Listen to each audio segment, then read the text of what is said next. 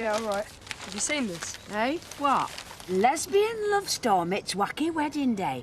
Kinky vet Zoe Tate stormed out as her not-so-gay day ended in tears. Village postmistress, attractive 32-year-old Viv Windsor. 32? Oh, that's all she'd own up to. Oh, Viv Windsor said she was delighted. The lesbians were setting a bad example to the normal young people of the village. Oh, I say my word. Well, I think it's absolutely disgusting. Have you seen this? We don't need you today. Gloating over the newspaper and then pretending she's upset. It's all my fault. I shouldn't have hurried you into it. I chose to go through with it. And I was the one that got cold feet. The fault's all mine. Yes, but if I hadn't been so keen to have the blessing... Can't we just pretend yesterday didn't happen? What about Susie? Not sure what time we'll be back. We're off into Hart and Susie needs some stuff. Yeah, and she hasn't got the guts to go and pick them up from Zoe's. What a surprise. And then we'll be going to the farm. That's right. Keep out of the way. It's a good plan. Pity you didn't keep out of Zoe's way to begin with. She wouldn't be plastered all over the front page of this pile of garbage if you had. Chris, if you can't show any sympathy, at least try and show a little bit of compassion. I just need some time away from the village. There's no need to be so hostile. Don't worry, I'm used to it. Look, I don't particularly care for the idea that my sister prefers the company of women, and the more I see of women like you, the less I like it. But it's her life. I have to accept that. But you wrecked her day, ruined the blessing, and probably screwed up her relationship. You made her miserable. Now that I won't put up with. You say you need time away from the village? Let me tell you, the village needs time away from you. Like for good. Well, he doesn't beat around the bush, does he? Come on.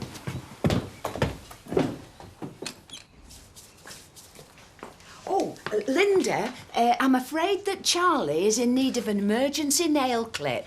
I trust the vet is working. Oh, I don't know what's happening. Emma and Zoe have been locked away all morning. What doing? I don't know. Betty, I've already told you we don't need you today. No, I'm here officially, as a patient. It's Charlie. What about him? Well, his nails are that long, he's nearly tripping over them. He needs them clipping. Right. Book him in, please, Linda. Got some calls to make as soon as I've been to the post office. So, how is everything then, Emma? Fine.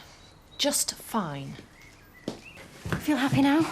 Now that you've seen your narrow little mind made flesh in black and white. You could say what you like. I stand by my statement. Right, well, I stand by this. You're a two-faced, scheming bigot. Don't ever push your poison through my door again. Ah, Mrs. Tate. Have you anything to say about yesterday's events? Another twist in the Emmerdale lesbian love saga? Yes. Print this. Perhaps you'd like to make a comment, Mrs. Windsor. I certainly would. Morning, Chris. I'm surprised you can be so calm in the face of this. Well, I have to believe in my heart. Have you read it? Probably better I don't. Yeah, well, I'll save you the effort. But the upshot of it is that after yesterday's fiasco, the name of Tate is once again up there with the great comic cock-ups of all time. We're a laughing stock. I don't think it's funny. Neither do I. For God's sake, she's made us all look like a bunch of idiots. Chris, instead of steaming around the countryside playing the wounded innocent, why don't you go and see your sister? Go and talk to her, see if she needs your help. Think about someone else other than yourself for once. You know, the next time you refurbish this place, you really should think hard about the decorative keynote. Same again. Are you sure? Yeah. You could have a couple of pillories and a ducking stool or two. I know it was awful what happened to you yesterday, but drinking isn't going to solve anything. I'm sorry, Alan, but this mock concern of yours just doesn't wash. It isn't mock. I care very much what happened to Zoe. Really? We've been pilloried and condemned, and now you expect us to be jolly good sports about it all. I just don't want to see her making a mess of life. Well, she's fine. And so am I. We're both absolutely fine. Relax, everyone. Zoe and I are fine. Right, but thanks very much for your concern. Hope she's not driving. Chris, I've just been to Mill Cottage. There's no one there. Rich, isn't it? Your bitter and twisted handicapped son produces an heir, while sensitive, caring, perfectly healthy Zoe will produce zilch. Where's Susie? Have you lost her? Oh, dear. Where is she, Chris? All you think about is yourself. Stop arguing, both of you. I'm sick of it. I wish I'd never bothered. I'm truly sorry about what happened at the blessing. I certainly didn't plan it that way. I never thought you did. Look, you've stuck by me all the way down the line. You never asked any more of me than I was prepared to give. Unlike your brother. We're just different people. I know. Nothing ever turns out quite like you think it will.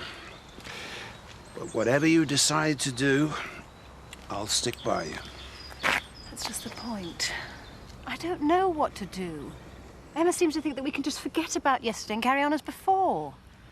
But I can't.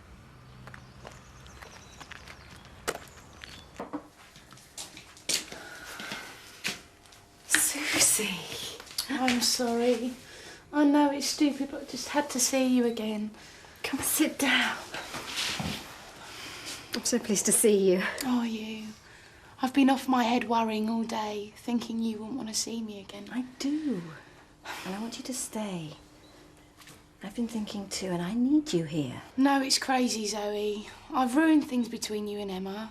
I shouldn't have come here in the first place. It's best I go. I agree. Emma, please, don't fly off the handle. Let's just talk. There's no talking to be done.